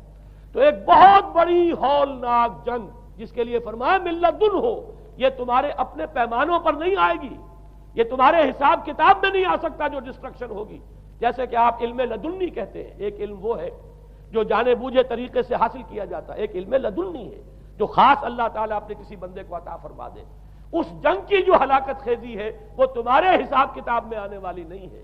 لِيُنذِرَ بَأْسًا شَدِيدًا مِّن لَّدُنْهُ وَيُبَشِّرَ الْمُؤْمِنِينَ الَّذِينَ يَعْمَلُونَ الصَّالِحَاتِ أَنَّ لَهُمْ أَجْرًا حَسَنًا مَّاكِثِينَ فِيهِ أَبَدًا۔ البتہ اللہ تعالیٰ بچائے گا اپنے اہل ایمان بندوں کو جو نیک عمل پر بھی قائم۔ اب میں وہ حدیثیں آپ کو سنا دوں، میں نے پہلے بخاری کی حدیث آپ کو سنا دی کہ اس پورے فتنے کے معلوم ہوگا کہ اس کی دونوں آنکھوں کے مابین کافارا لکھا ہوا ہے کفر، گویا کہ یہ سمبل ہے، یہ علم ہے، یہ علامت ہے اس جدید موجودہ تہذیب کی، کفر، الحاد، مادہ پرستی، خدا کا انکار، آخرت کا انکار، روح کے وجود کا انکار۔ اس کے بعد فرمایا یہ ابو داؤد کی روایت ہے، فواللہ، تو خدا کی قسم وہ وقت جب آئے گا، ان الرجل لیاتیہ وہو یحسب انہ مومن، ایک شخص حاضر ہوگا اس کے پاس، دجال کے پاس، اور وہ شخص اپنے آپ کو مومن سمجھتا ہوگا کہ مومن ہے، فیتبعہ بما یبعث بہ الشبہات، لیکن جو شبہات اس فتنے کی وجہ سے اس کے اندر پیدا ہو جائیں گے اس کی وجہ سے وہ بھی اسی کی پیروی کرے گا۔ آج آپ عالم اسلام کا نقشہ دیکھ لیجئے، ذہنوں کے اندر جو شبہات ہیں، ایمان کے بارے میں یقین کی کیفیت کتنوں کو حاصل ہے، وہی ساری ہماری بھی ویلیوز ہیں، وہی مادی تہذیب جو ہے، آج ہم بھی اسی کے پیروکار ہیں، سمجھتے ہیں اپنے آپ کو مسلمان، سمجھتے ہیں مومن، لیکن ذرا تجزیہ کیجئے۔ اسی کو میں نے اپنے اس کتابچے میں اسلام کی نشأت ثانیہ میں تفصیل سے واضح کیا ہے کہ در حقیقت رگ و پے میں سرایت کر گئی ہے یہ تہذیب، بظاہر جو ہے نظر آتا ہے جیسے روئے ارضی پر، زمین کے اوپر تو آپ کو کہیں اونچائی نظر آ جائے گی، کہیں نیچائی نظر آ جائے گی، کہیں پانی ہے کہیں خشکی ہے، ذرا اوپر چلے جائیں تو ہوا ہے، ہوا کا غلاف پورے کرۂ ارضی کو اپنے اندر لیے ہوئے۔ یہی حال ہے ہر ملک میں آپ چلے جائیں، نیچے کے لوگوں میں کچھ مذہب نظر آ جائے گا تھوڑا بہت۔ ہندوستان میں بھی اگر کوئی مندروں میں جاتا تو گھٹیا آدمی جاتے ہیں، بیچارے نیچ لوگ جاتے ہیں، بڑا لوگ آدمی کوئی نہیں جاتا۔ ہمارے ہاں بھی جا کے ہوتے ہیں مساجد میں سفارا تو غریب، پردہ رکھتے ہیں اگر کوئی تمہارا تو غریب۔ شہروں میں ایک کاروباری طبقہ ضرور ایسا ہے جو نماز روزے کے ساتھ اس کا ایک شوق ہے، لیکن آپ جا کے دیکھ لیجئے دیہات کے اندر کیا حال ہے۔ تو معلوم یہ ہوا کہ نیچے تو شاید کچھ نہ کچھ فرق ہے، یہ مسلمان ملک ہے، یہ ہندو ملک ہے، یہ فلاں ملک ہے، یہ بدھ مت کا ملک ہے، لیکن اوپر چلے جائیں یعنی ہر ملک کے اوپر جو ایلیٹ ہے، جو اعلیٰ تعلیم یافتہ، جو آپ کی ملٹری اور سول بیوروکریسی ہے ٹاپ کی، وہ تو ایک ہی رنگ میں رگے ہوئے، ان کا لباس وہی، ان کا رہن سہن وہی، ان کا تمدن وہی، نام کا فرق اگر نہ ہو تو پتہ نہیں چلے گا یہ مسلمان ہے کہ ہندو ہے کہ سکھ ہے، پر پتہ چلے گا وی پی سنگھ نام ہے تو پتہ چلے گا کہ ہندو ہے، لیکن یہ کہ باقی اس کی وضاحت، اس کا لباس، اس کا اٹھنا بیٹھنا، آپ کے ہاں یہ تو کچھ عوامی دور میں آ کے کرتا شلوار جو ہے وہ آئی ہے، لیکن وہ بھی اندرون ملک ہوتی ہے، باہر جا کر ہمارے اپنے ان لوگوں کے جو لباس ہوتے ہیں آپ کو دیکھیے کہاں فرق معلوم ہو جائے گا کہ کون مسلمان ہے اور کون ہندو اور کون پارسی ہے اور کون عیسائی۔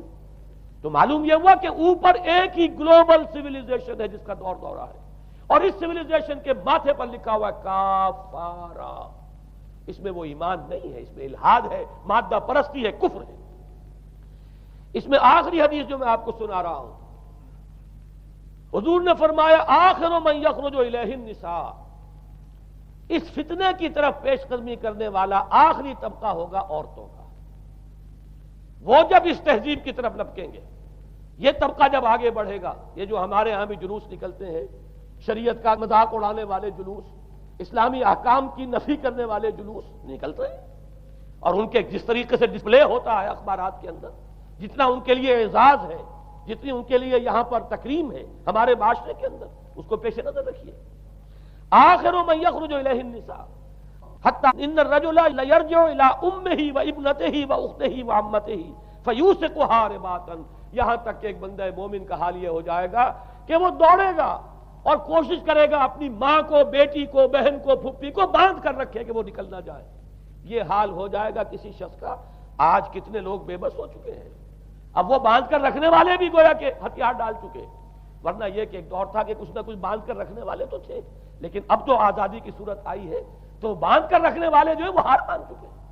اب تو آپ دیکھیں گے اچھے بھلے نظر یہ آتا ہے، داڑھی رکھی ہوئی ہے، خود جو ہے وہ مذہبی مزاج کے ہیں، لیکن بالکل بے پردہ کو خاتون جو ہے این ان کے اسکوٹر کے پیچھے بیٹھی ہوئی یا ان کے کار کے اندر ان کی برابر کی سیٹ کے اوپر بیٹھی ہوئی جا رہی ہے۔ بے پردگی، یہ اباحیت، ہمارے اخبارات کا جو حال ہے اس کو دیکھیے۔ خدا کے لیے یہ رنگین صفحات بند کرو، لیکن مجال ہے جو کسی کے کان پر جوں تک نہیں دی۔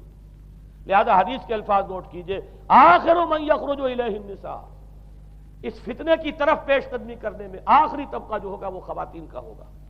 حتی ان الرجل لیرجع الی امہ و ابنتہ و اختہ و عمتہ، یہاں تک کہ آدمی دوڑے گا، پکڑے گا اپنی ماں کو، اپنی بیٹی کو، اپنی بہن کو، اپنی پھپھی کو، اور اسے باندھ کے ہی کوشش کرے گا کہ کہیں وہ اس طریقے سے اس دجالی فتنے کے اندر جو ہے وہ اسی کی پیروی کے اندر گھر سے نہ نکل جائے۔ یہ ہے وہ فتنہ جس کی لپیٹ میں اس وقت پوری دنیا آئی ہوئی ہے۔ اب نوٹ کیجئے، اس فتنے کے لیے اب میں چند باتیں اور کہہ رہا ہوں۔ لغوی بحث کیا ہے؟ دجال کسے کہتے ہیں؟ یہ بنا ہے لفظ دجل سے۔ دجل اور فریب یہ ہماری زبان میں بھی مستعمل، دجل و فریب، دھوکہ دینے والی شے، ملمہ، حقیقت کچھ ہو اوپر کچھ اور پردہ ڈال دیا گیا، یہ دجل ہے۔ گندم نمائی جو فروشی دجل ہے، فریب ہے۔ اسی کے لیے دوسرا لفظ عربی زبان کا جو قرآن میں کثرت سے آیا وہ غرور ہے، دھوکہ۔ اصل میں یہ دنیا دھوکہ ہے جو حیات اخروی کے لیے ایک پردہ بن کر ہماری آنکھوں پر پڑ گیا ہے۔ میں وہ آیات اب آپ کو جلدی سے سنا رہا ہوں۔ فرمایا وَمَا الْحَيَاةُ الدُّنْيَا إِلَّا مَتَاعُ الْغُرُورِ، سورہ آل عمران میں بھی آیت آئی، سورہ حدید میں بھی۔ لوگوں سن لو، یہ دنیا کی زندگی سوائے دھوکے کو کچھ نہیں۔ میں بعد میں عرض کر دوں گا کہ ایک دوسرا رخ بھی ہے دنیا کی زندگی کا، لیکن اس وقت یہ آیات سن لیجئے۔ غرتکم الحیات الدنیا، تمہیں دھوکے میں ڈال دیا اس دنیا کی زندگی نے، یہ سورہ جاسیہ کی آیت نمبر 35 ہے۔ غرتہم الحیات الدنیا، انہیں دھوکے میں ڈال دیا دنیا کی زندگی نے، یہ سورہ انعام میں آیت نمبر 70 بھی ہے، آیت نمبر 130 بھی ہے۔ تیسری مرتبہ سورہ اعراف میں آیت نمبر 51 ہے، اور 2 مرتبہ سورہ لقمان اور سورہ فاطر میں آیا فلا یغرنکم الحیات الدنیا ولا یغرنکم باللہ الغرور۔ دیکھو لوگوں، کہیں تمہیں دنیا کی زندگی دھوکے میں نہ ڈال دے۔ یہ دنیا کی زندگی جو ہے دھوکہ بن کر ایک فریب کا پردہ ہمارے آنکھوں پر ڈالتی ہے کہ یہ ہمارا مطلوب مقصود، اسی کے لیے بھاگ دوڑ، اسی کو بنانا سنوارنا۔ وہ جو میں عرض کر چکا ہوں، 3 چیزوں کے مقابلے میں 3 چیزوں کی اہمیت۔ حیات دنیاوی جب مطلوب بن جائے، حیات دنیاوی جب انسان کی اصل محبوب بن جائے، تو گویا کہ حیات اخروی اب نگاہوں سے اوجھل ہو گئی، آنکھ اوجھل پہاڑ اوجھل۔ یہی ہے اصل دجل، یہی ہے اصل فریب۔ آیات اور سنیے، سورہ اعلیٰ، بل تؤثرون الحیات الدنیا والآخرۃ خیر وابقیٰ۔ لوگوں، تمہاری گمراہی کی اصل جڑ بنیاد کیا ہے؟ تم دنیا کی زندگی کو ترجیح دیتے ہو، جبکہ آخرت بہتر بھی ہے اور باقی رہنے والی بھی ہے۔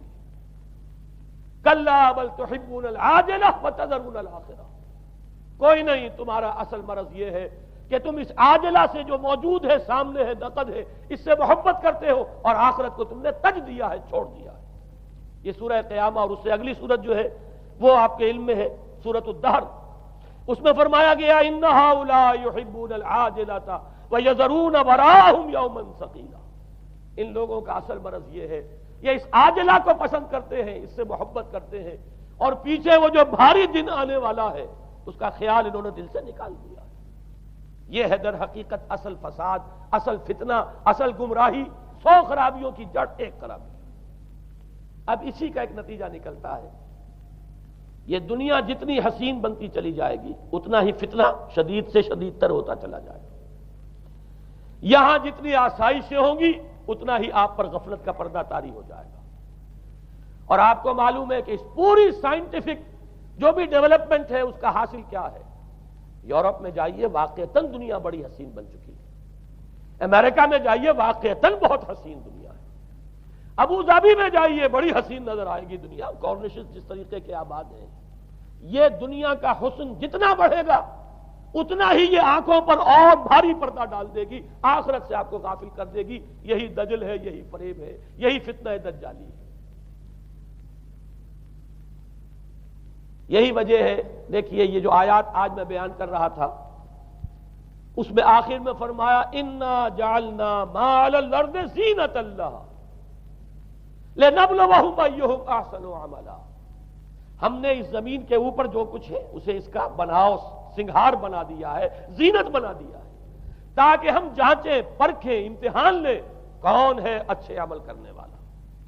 یعنی رخ روشن کے آگے شمع رکھ کر وہ یہ کہتے ہیں ادھر جاتا ہے دیکھیں یا ادھر پروانہ آتا ہے. اللہ تعالیٰ نے اسی امتحان میں ہمیں ڈالا ہے. اس دنیا کی یہ زینت ہے، زیبائش ہے، آرائش ہے، چمک دمک ہے، یہاں کی رونقیں ہیں. ان کو دیکھ کر آدمی ہل جاتا ہے، انہی کے پیچھے پڑ جاتا ہے. حلال سے حرام سے، جائز سے ناجائز سے، صحیح سے غلط سے، جس طرح بھی ہو یہ رونقیں میں بھی زیادہ سے زیادہ اپنے گھر میں لے آؤں، میں بھی اپنے ہاں وہ آسائشیں فراہم کر لوں، میں بھی یہ تمام چیزیں جو ہے جمع کر لوں. اسی کے لیے انسان اپنا نہ صرف یہ کہ پوری زندگی کا اثاثہ اسی میں انویسٹ کر بیٹھتا ہے بلکہ دیانت، شرافت، ان سب کو بھی داؤ پر لگا دیتا ہے. انا جعلنا ما علی الارض زینۃ اللہ لنبلوہم ایہم احسن عملا. ہم نے زمین کے اوپر جو کچھ ہے اسے اس کا زیور بنا دیا ہے، سنگھار، تاکہ ہم ذرا آزمائیں ان کو کہ آیا یہاں کے ہی اسی حسن کے اندر، اسی رعنائی کے اندر گم ہو کر رہ جاتے ہیں یا اس حسن ازلی وہ اللہ تعالیٰ کا جلال و جمال یہ اس کے طالب بنتے ہیں. یہ ہے در حقیقت امتحان. اسی کو جیسے کہ حدیث میں بھی آیا تھا، شروع کی آیات اور آخری آیات، آخری رکوع میں فرمایا قل هل ننبئکم بالاخسرین اعمالا. اے نبی ان سے کہیے کیا ہم تمہیں بتائیں اپنی زندگی کی جد و جہد میں، بھاگ دوڑ میں سب سے زیادہ خسارے میں کون رہے؟ الذین ضل سعیہم فی الحیاۃ الدنیا وہم یحسبون انہم یحسنون صنعا. وہ لوگ کہ جن کی بھاگ دوڑ، جن کی محنت، جن کی کوشش وہ دنیا کی زندگی ہی میں بھٹک کر رہ گئی اور وہ اپنے کہیں یہ سمجھتے رہے کہ ہم بڑے کامیاب ہو رہے ہیں، بہت اچھے کام کر رہے ہیں، ہم نے اتنی ترقی کر لی، ہم نے یہ کچھ بنا لیا، میں نے یہ جائیداد بنا لی، میں نے یہ کچھ مقام حاصل کر لیا. لیکن مطلوب و مقصود دنیا. ضل سعیہم فی الحیاۃ الدنیا. انہوں نے دنیا کی زندگی ہی کے اندر اپنی ساری سعی و جہد کو بھٹکا کر رکھ دیا. میں اس کا جو دوسرا رخ بتانا چاہتا تھا وہ ایک حدیث کے حوالے سے ہے. اگر آخرت مطلوب و مقصود رہے تو یہ دنیا آخرت کی کھیتی بن جاتی ہے. حضور نے فرمایا دنیا مزرعۃ الآخرہ. اگر تمہارا مطلوب و مقصود آخرت ہے تو پھر یہ دنیا کے اندر یہ کھیتی ہے، بو گے یہاں تو وہاں کاٹو گے. نیک اعمال کرو، خدمت خلق کے لیے کوشاں ہو جاؤ، لوگوں کی ہدایت کے لیے اپنی توانائیاں جو ہے وقف کرو. خیرکم من تعلم القرآن وعلمہ. اس دنیا میں محنت کرو گے تو آخرت میں اجر و ثواب پاؤ گے. الدنیا مزرعۃ الآخرہ. اگر آخرت مطلوب و مقصود ہو تو دنیا بڑی قیمتی ہے، اس کا ایک ایک لمحہ بڑا قیمتی ہے. تو حیات دنیا بھی نہ صرف یہ کہ غیر حقیقی نہیں بلکہ بہت قدر و قیمت کی حامل. لیکن اگر پردہ پڑ گیا، آخرت نگاہوں سے اوجل اور دنیا ہی مطلوب و مقصود، تو یہ دھوکے کی ٹٹی ہے. وَمَا الْحَيَاةُ الدُّنْيَا إِلَّا مَتَاعُ الْغُرُورِ. نہیں ہے دنیا کی زندگی مگر دھوکے کا سامان. غرتہم الحیات الدنیا، غرتکم الحیات الدنیا، لا تغرنکم الحیات الدنیا. دیکھنا یہ دنیا کی زندگی کہیں تمہیں دھوکے میں نہ ڈال دے. آخری بات عرض کر رہا ہوں، یہی وجہ ہے سورہ بنی اسرائیل میں بھی آخری لفظ جو پہلے رکوع میں وہ کیا تھا؟ وَأَنَّ الَّذِينَ لَا يُؤْمِنُونَ بِالْآخِرَةِ أَعْتَدْنَا لَهُمْ عَذَابًا أَلِيمًا. اور وہ لوگ، نوٹ کر لیجئے وہ آیات، ان ھذا القرآن یہدی للتی ہی اقوم ویبشر المؤمنین الذین یعملون الصالحات ان لهم اجرا کبیرا وان الذین لا یؤمنون بالآخرۃ اعتدنا لهم عذابا الیما. یہاں پر ایمان بالآخرہ جو ہے اس کو اہمیت دی گئی ہے. جو لوگ آخرت پر یقین نہیں رکھتے ان کے لیے ہم نے دردناک عذاب فراہم کیا. اور یہاں پر بھی جیسا کہ سامنے آ گیا سورہ کہف جو ختم ہو رہی ہے جن مضامین پر، وہ بھی وہی آیات ہیں جن کے بارے میں حدیث میں آیا ہے کہ دجالی فتنے سے محفوظ کرنے میں ان کی بڑی تاثیر ہے. قل هل ننبئكم بالاخسرین اعمالا الذین ضل سعیهم فی الحیاۃ الدنیا وهم یحسبون انهم یحسنون صنعا اولئک الذین کفروا بآیات ربهم ولقائه فحبطت اعمالهم فلا نقیم لهم یوم القیامۃ وزنا. یہ وہ لوگ ہیں جنہوں نے اپنی رب کی آیات کا انکار کیا، جن کی دنیا ہی مطلوب و مقصود بن کر رہ گئی ہے. چاہے وہ کہیں ہم قرآن کے ماننے والے ہیں اور محمد کے عاشق ہیں صلی اللہ علیہ وسلم، اولئک الذین کفروا بآیات ربهم ولقائه فحبطت اعمالهم ولا نقیم لهم یوم القیامۃ وزنا ذلک جزاؤہم جہنم بما کفروا واتخذوا آیاتی ورسلی ہزوا. یہ وہ لوگ ہیں کہ جنہوں نے ہمارے رسولوں اور ہماری آیات کا ٹھٹھا اڑایا ہے. اس لیے کہ رسول کہہ رہے ہیں اصل منزل آخرت کی ہے، تم بنائے ہوئے دنیا کو مطلوب و مقصود. تو لاکھ زبان سے عشق رسول کے دعوے کرو، اپنے عمل سے در حقیقت رسول کی تکذیب کر رہے ہیں. اللہ تعالی ہمیں ان سے محفوظ رکھے اور اصل حقیقت ہماری نگاہوں پر منکشف ہو، اور یہ دنیا ہماری نگاہوں پر پردہ نہ پڑ کر رہ جائے، آخرت سے اور اللہ سے ہمیں محجوب نہ کر دے. اس لیے کہ یہی اصل دجالی فتنہ ہے، اور ان سے بچنے کے لیے محمد الرسول اللہ صلی اللہ علیہ وسلم کے فرمان کے مطابق سورہ کہف میں نے کچھ ابتدائی اور آخری آیات کا صرف حوالہ دے دیا ہے، لیکن یہ کہ اس کے مضامین میں درمیان میں بھی کچھ چیزیں ہیں. اب میں اس طرح ایک ایک لفظ کے حوالے سے تو آئندہ ان کا تذکرہ نہیں کر سکوں گا، لیکن یہ ہے کہ میں موٹے موٹے مضامین انشاءاللہ سورہ کہف میں اس موضوع سے متعلق آئے بیان کروں گا. اقول قولی ھذا واستغفر اللہ لی ولکم ولسائر المسلمین والمسلمات. بلے شالوں کی ہنس کے یار منا لیں دے،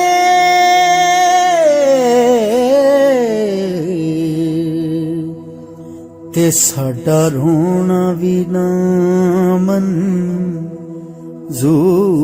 ہویا، منظور ہو